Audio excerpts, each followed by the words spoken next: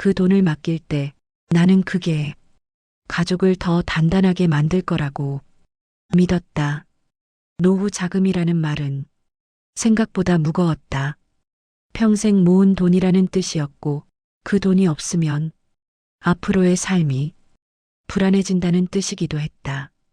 그래서 혼자서 관리하기엔 점점 자신이 없어졌다. 통장 비밀번호를 헷갈리기 시작했고 숫자를 확인하는 일도 이전처럼 빠르지 않았다. 그때 자식이 말했다. 내가 관리해 줄게. 그 말은 자연스러웠고 부담 없어 보였으며 무엇보다 믿을 수 있을 것 같았다. 가족이니까, 자식이니까 나는 그 말을 의심하지 않았다. 오히려 고맙다고 생각했다. 내가 알아서 해라.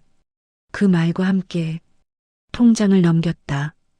도장도 카드도 모든 걸 함께. 그 순간 이상하게도 마음이 편해졌다. 이제 돈 걱정은 내 몫이 아니라는 안도감 때문이었을 것이다. 그 뒤로 나는 통장을 들여다보지 않았다. 잔액이 얼마인지, 이자가 붙는지, 어디에 쓰이는지 묻지 않았다. 괜히 묻는 게 불신처럼 느껴질까 봐서였다. 괜찮아. 내가 알아서 하겠지. 나는 그 말을 스스로에게 수없이 되뇌었다. 하지만 시간이 지나면서 이상한 순간들이 하나둘 생기기 시작했다. 필요한 돈이 생겼을 때 말을 꺼내면 대답이 조금씩 늦어졌다. 지금은 좀 곤란해. 다음 달에 보자. 처음엔 사정이 있겠거니 했다. 자식도 살아야 하니까, 가정이 있으니까. 하지만 그 다음 달은 계속 미뤄졌고 나는 점점 말을 꺼내기 어려워졌다. 내 돈인데도 허락을 구하는 기분이 들었기 때문이다. 그때부터 나는 불안해지기 시작했다. 돈이 사라졌다는 불안이 아니라 내가 내 삶의 중심에서 밀려났다는 이상한 느낌 때문에 그 돈을 맡긴 순간부터 무언가가 조용히 어긋나기 시작했음을 그때는 아직 몰랐다. 통장을 맡긴 뒤 가장 먼저 달라진 건 말투였다. 예전에는 내가 돈 이야기를 꺼내면 자식은 곧바로 대답했다. 얼마가 필요한지, 언제까지 필요한지 묻는데 주저함이 없었다. 하지만 통장을 넘긴 뒤부터는 말이 짧아졌다. 왜 필요해? 지금 꼭 써야 해? 그 질문들은 합리적으로 들렸지만 내 마음에는 조금씩 가시처럼 박혔다. 내가 설명해야 하는 사람이 된 것 같았기 때문이다. 병원비가 필요하다고 말했을 때도 자식은 한숨을 먼저 쉬었다. 요즘 병원비가 왜 이렇게 많이 나와? 그 말에 나는 괜히 미안해졌다. 아픈 것도 돈이 드는 것도 내 잘못인 것처럼 느껴졌다. 그 뒤로 나는 돈 이야기를 최대한 줄였다. 필요한 게 있어도 참았고 조금 불편해도 넘겼다. 자식에게 부담 주고 싶지 않다는 말은 사실 나 자신을 설득하기 위한 말이었다. 어느 날은 통장 이야기를 아예 꺼내지 않고 조심스럽게 물었다. 요즘 내 돈은 괜찮지? 자식은 잠시 뜸을 들이다가 이렇게 말했다. 걱정할 거 없어. 내가 다 보고 있어. 그 말은 안심시키는 말이었지만 이상하게도 더 불안해졌다. 내가 보고 있다가 아니라 내가 보고 있다라는 말이었기 때문이다. 그 순간 나는 그 돈이 이미 내 손을 떠났다는 사실을 실감했다. 예전에는 내가 주인이었고 자식은 도와주는 사람이었다. 하지만 이제는 자식이 판단하고 나는 기다리는 사람이 되어 있었다. 그 변화는 소리 없이 천천히 진행됐지만 되돌리기에는 이미 멀리 와 있었다. 어느 날은 필요한 돈을 말하지 못하고 전화를 끊은 적도 있다.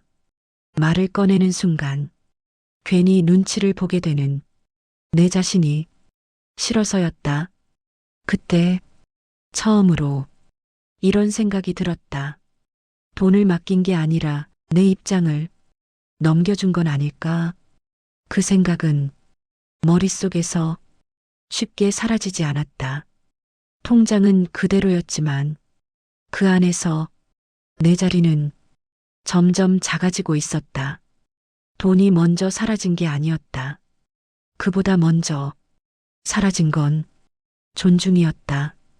통장을 맡긴 뒤부터 자식은 결정사항을 미리 말하지 않기 시작했다. 보험을 바꿨다는 것도 적금을 해지했다는 것도 나중에야 흘리듯 들었다. 왜 말 안 했니? 내가 조심스럽게 묻자 자식은 이렇게 대답했다. 어차피 내가 관리하는 거잖아. 그 말은 틀린 말은 아니었지만 마음 한구석을 서늘하게 만들었다. 예전 같았으면 함께 상의했을 일들이 이제는 통보가 되어 있었다. 나는 그 변화에 쉽게 적응하지 못했다. 어느 날은 은행에서 문자가 왔다. 잔액이 줄어 있었다. 놀라서 전화를 걸자 자식은 담담하게 말했다. 잠깐 썼어. 금방 채워 넣을게. 잠깐이라는 말과 썼다라는 말이 이상하게 크게 들렸다. 내 돈인데도 설명을 요구하는 게 마치 잔소리처럼 느껴질까봐 더 묻지 못했다. 그날 이후 나는 통장 문자가 올 때마다 괜히 가슴이 뛰었다. 혹시 또 모르는 사이에 무언가가 결정된 건 아닐지 불안해졌기 때문이다. 자식의 말투도 조금씩 달라졌다. 그건 지금 하면 안 돼. 그건 돈 아까워. 마치 내 소비를 관리해야 할 대상으로 보는 것 같았다. 나는 점점 입을 다물게 되었다. 돈 이야기를 꺼내면 괜히 분위기가 싸늘해졌고 그 침묵이 너무 싫었다. 그래서 참았다. 그 돈이 노후를 위해 모은 돈이라는 사실보다 가족 사이가 어색해지는 게 더 두려웠다. 하지만 존중이 사라진 자리는 빠르게 공허해졌다. 자식은 여전히 옆에 있었지만 나는 그 관계 안에서 점점 의견 없는 사람이 되어갔다. 그때서야 깨달았다. 돈을 맡긴 순간 자식에게 넘긴 건 통장 하나가 아니라 나를 대하는 태도까지였다는 걸. 그리고 그 태도는 한번 바뀌기 시작하자 되돌리기 어려웠다. 그날은 정말로 돈이 필요했던 날이었다. 병원에서 추가 검사를 하자는 말을 들었고 보험으로는 다 해결되지 않는다는 설명도 함께 들었다. 집으로 돌아오는 길에 나는 몇 번이나 전화를 걸었다가 끊었다. 돈이 필요하다는 말을 어떻게 꺼내야 할지 도무지 감이 오지 않았다. 내 돈인데도 이유를 설명해야 하고 설득해야 하고 상대의 기분까지 살펴야 한다는 사실이 나를 주저하게 만들었다. 결국 저녁이 되어서야 전화를 걸었다. 잠깐 이야기 좀 할 수 있을까? 그 한마디를 꺼내는데 생각보다 많은 용기가 필요했다. 자식은 바쁘다며 짧게 대답했다. 무슨 일인데? 나는 천천히 설명했다. 병원 이야기, 검사 이야기, 그리고 조금의 비용이 필요하다는 말까지. 말을 하는 동안 자식은 아무 말도 하지 않았다. 그 침묵이 이상하게 나를 초조하게 만들었다. 얼마나 필요한데? 그 질문이 나왔을 때 나는 이미 작아져 있었다. 금액을 말하자 자식은 바로 대답하지 않았다. 잠시 계산하는 소리가 전화기 너머로 들리는 것 같았다. 지금은 좀 애매한데 그 말에 나는 아무 말도 하지 못했다. 애매하다는 말은 안 된다는 뜻이었고 나는 그 뜻을 굳이 확인하고 싶지 않았다. 그럼 나중에 이야기하자. 내가 먼저 말을 끊었다. 전화를 끊고 나서 한참 동안 가만히 앉아 있었다. 필요한 돈을 부탁하지 못한 게 서러웠던 게 아니라 부탁하는 사람처럼 느껴진 내가 너무 낯설어서였다. 그날 밤 나는 생각했다. 노후 자금이라는 건 단순히 생활비의 문제가 아니라 내가 내 삶을 결정할 수 있는 마지막 권한일지도 모른다는 걸. 그리고 그 권한을 이미 넘겨버렸다는 사실이 갑자기 무겁게 다가왔다. 그날 이후 나는 돈 이야기를 더 조심하게 되었다.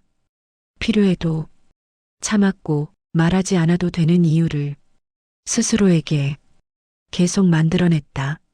하지만 그럴수록 내 안에서는 작은 불안이 조용히 자라나고 있었다. 그날은 처음으로 통장을 다시 보고 싶어졌던 날이었다. 단순한 호기심은 아니었다. 불안이 이유를 찾고 싶어 하는 순간에 가까웠다. 얼마가 남아 있는지, 어디에 쓰였는지, 지금 상황이 정말 괜찮은 건지 내 눈으로 확인하고 싶었다. 하지만 그 마음을 입 밖으로 꺼내는 건 생각보다 어려웠다. 통장 좀 볼 수 있을까? 그 말이 마치 의심처럼 들릴까봐 망설여졌다. 며칠을 고민하다가 조심스럽게 이야기를 꺼냈다. 요즘 돈 흐름이 어떻게 되는지 나도 좀 알고 싶어서. 자식은 잠시 말을 멈췄다. 그리고 조금 날 선 목소리로 말했다. 왜 갑자기 그런 걸 물어? 그 질문 하나에 나는 바로 방어적인 사람이 되었다. 그냥 내 돈이니까. 그 말이 끝나자 잠시 침묵이 흘렀다. 자식은 한숨을 쉬며 이렇게 말했다. 괜히 신경 쓰면 서로 피곤해져. 그 말은 나를 배려하는 말처럼 들렸지만 실은 선을 긋는 말이었다. 그 순간 나는 알았다. 통장을 다시 보고 싶다는 말은 단순한 확인이 아니라 이미 금기어가 되어 있었다는 걸. 그날 이후 나는 통장 이야기를 더 이상 꺼내지 않았다. 대신 머릿속에서 숫자를 계산했다. 이 나이에 내가 다시 돈을 관리할 수 있을까? 혹시라도 지금이라도 돌려받을 수 있을까? 하지만 그 생각들은 곧 스스로를 탓하는 쪽으로 흘러갔다. 처음부터 맡기지 말았어야 했어. 괜히 믿은 걸까? 그러다 문득 이런 생각이 들었다. 돈을 맡긴 게 문제가 아니라 내가 그 돈과 함께 내 목소리까지 함께 넘겨버린 게 문제였다는 생각. 그날 밤 잠을 이루지 못했다. 통장이 아니라 관계가 어디까지 와버렸는지 되돌아보느라 눈을 감을 수 없었다. 그 사실을 알게 된 건 아주 우연한 계기였다. 은행에서 온 한 통의 안내 문자였다. 새로운 금융상품 안내라며 잔액 기준이 예전과 다르다는 내용이 적혀 있었다. 나는 그 숫자를 한참 동안 바라봤다. 처음엔 내가 잘못 본 줄 알았다. 자리에서 일어나 안경을 다시 쓰고 문자를 다시 열었다. 그래도 숫자는 바뀌지 않았다. 예전에 기억하던 금액보다 분명히 줄어 있었다. 크게 줄어든 건 아니었다. 하지만 문제는 액수가 아니라 아무 말도 없었다는 사실이었다. 그날 저녁 나는 처음으로 분명한 어조로 물었다. 통장에서 돈이 좀 빠져나간 것 같은데. 자식은 잠시 말을 멈췄다가 아무렇지 않게 말했다. 아, 그거 잠깐 썼어. 그 잠깐이라는 말이 내 귀에는 이상하게 크게 들렸다. 무슨 돈인데? 내 질문에 자식은 조금 짜증 섞인 목소리로 대답했다. 생활비 좀 보탰어. 곧 넣어. 그 말은 설명이었지만 동의는 아니었다. 나는 그 돈이 왜 쓰였는지보다 왜 말하지 않았는지가 더 궁금했다. 왜 말 안 했니? 그 질문에 자식은 이렇게 말했다. 말하면 신경 쓰실까봐. 그 말은 나를 배려하는 말처럼 들렸지만 그 순간 나는 분명히 느꼈다. 이제 나는 신경 쓰면 안 되는 사람이 되어 있었다. 그날 이후 통장 문자가 올 때마다 가슴이 덜컥 내려앉았다. 혹시 또 모르는 사이에 무언가가 결정된 건 아닐지 불안해졌다. 나는 점점 내 돈의 흐름을 상상으로만 확인하는 사람이 되어갔다. 그리고 그 상상은 대부분 좋지 않은 쪽으로 흘러갔다. 그때 처음으로 이런 생각이 들었다. 혹시 이미 늦은 건 아닐까? 그 질문은 머릿속에서 하루에도 몇 번씩 반복되었다.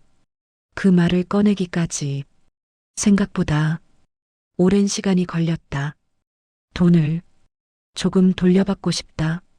그 문장을 입 밖으로 내기까지 나는 여러 번 연습했다.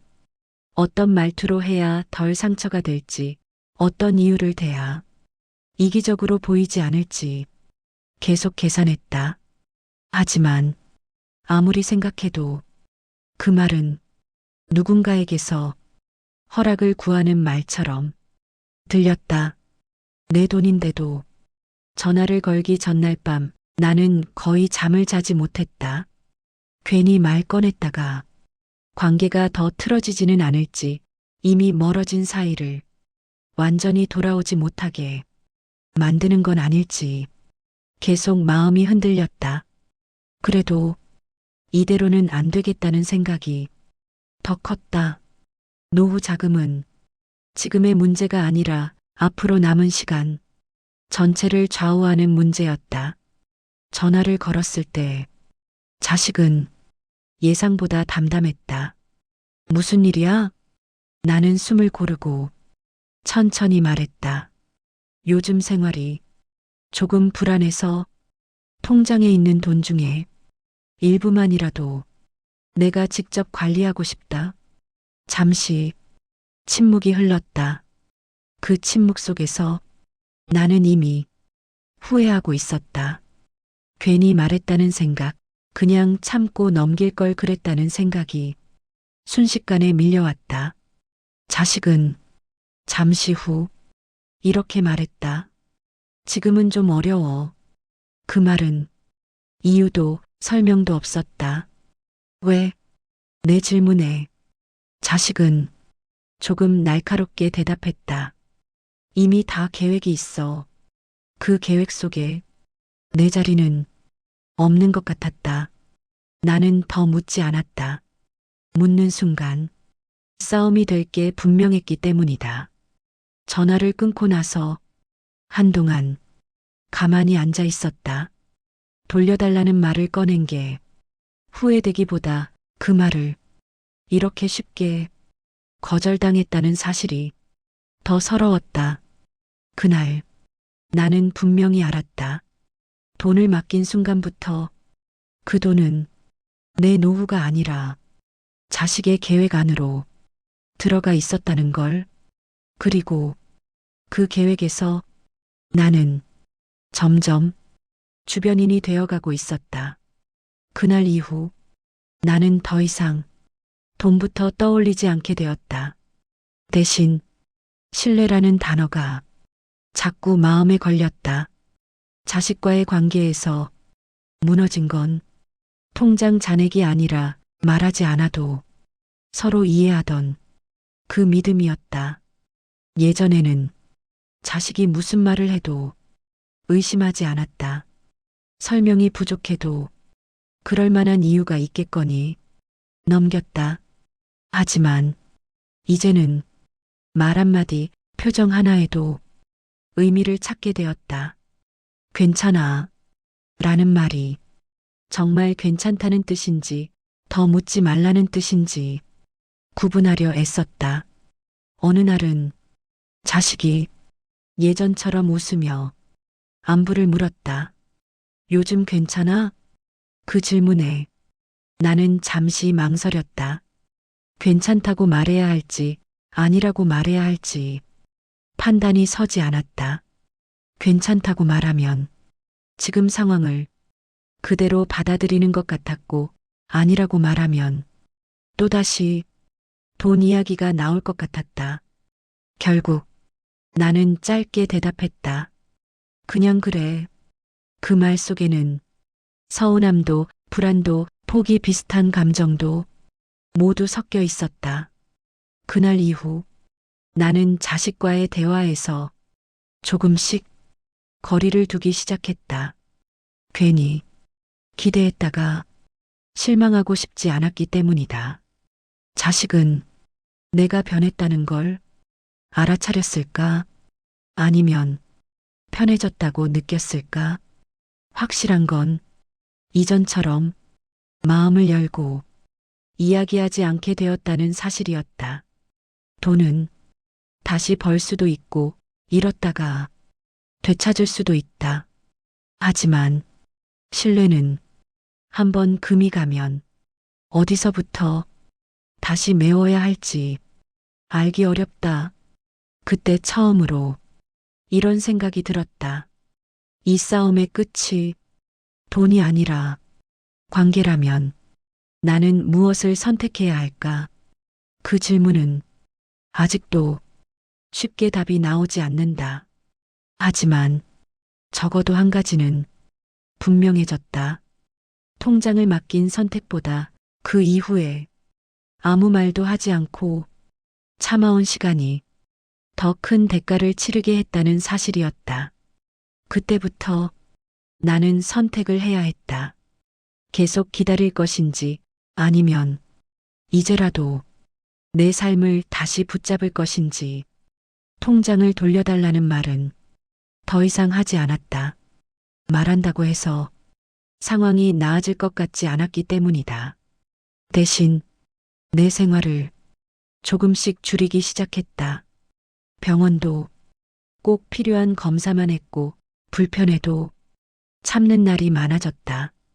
아이러니하게도 그렇게 지내다 보니 내가 얼마나 오랫동안 눈치를 보며 살아왔는지 비로소 알게 되었다.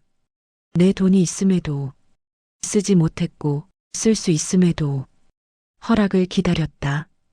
그건 노후가 아니라 통제에 가까웠다. 어느 날은 문득 자식과 나눈 예전 대화가 떠올랐다. 걱정 마, 내가 다 알아서 할게. 그 말이 그때는 얼마나 든든하게 들렸던지. 하지만 지금 와서 생각해보면 그 말은 책임이 아니라 권한에 대한 말이었는지도 모르겠다. 그날 이후 나는 자식에게 아무것도 맡기지 않겠다고 마음먹었다. 돈뿐만 아니라 결정도, 기대도, 앞으로의 계획도, 그 선택이 관계를 더 멀어지게 만들지라도 나는 더 이상 내 삶을 남의 손에 두고 싶지 않았다. 그 생각이 들자 마음 한구석이 이상하게도 조용해졌다. 후회는 있었지만 두려움은 조금 줄어들었다. 그때 처음으로 느꼈다. 노후란 돈의 많고 적음이 아니라 내 선택을 내가 할 수 있는 상태라는 걸. 지금도 나는 가끔 그 통장을 떠올린다. 숫자보다 그 통장이 상징했던 시간을 평생 일하며 아끼고 참고 밀어가며 쌓아온 삶의 기록이었다. 그걸 너무 쉽게 넘겨버린 건 아니었는지 스스로에게 묻곤 한다. 하지만 이제는 후회만 하지는 않는다. 그 선택 덕분에 나는 하나를 분명히 배웠기 때문이다. 가족이라는 이유로 모든 걸 맡겨도 되는 건 아니라는 것, 그리고 믿음에는 항상 경계가 필요하다는 것. 사랑과 신뢰는 다른 문제였다. 자식을 믿지 말라는 말이 아니다. 다만 내 삶의 마지막 책임까지 넘기지는 말라는 말이다. 노후 자금은 단순한 돈이 아니다. 그건 내가 앞으로 어떻게 살 것인지에 대한 선택권이다. 그 선택권을 지키지 못하면 사람은 조용히 작아진다. 나 역시 그 과정을 겪었다. 그래서 이 이야기를 누군가에게 전하고 싶었다. 혹시라도 지금 같은 고민을 하고 있다면 통장을 넘기기 전에 한 번만 더 생각해 보라고. 돈보다 먼저 지켜야 할 건 관계가 아니라 자기 자신일지도 모른다고. 나는 이제 다시 천천히 내 삶을 내 손으로 정리하고 있다. 늦었지만 아직 끝난 건 아니니까.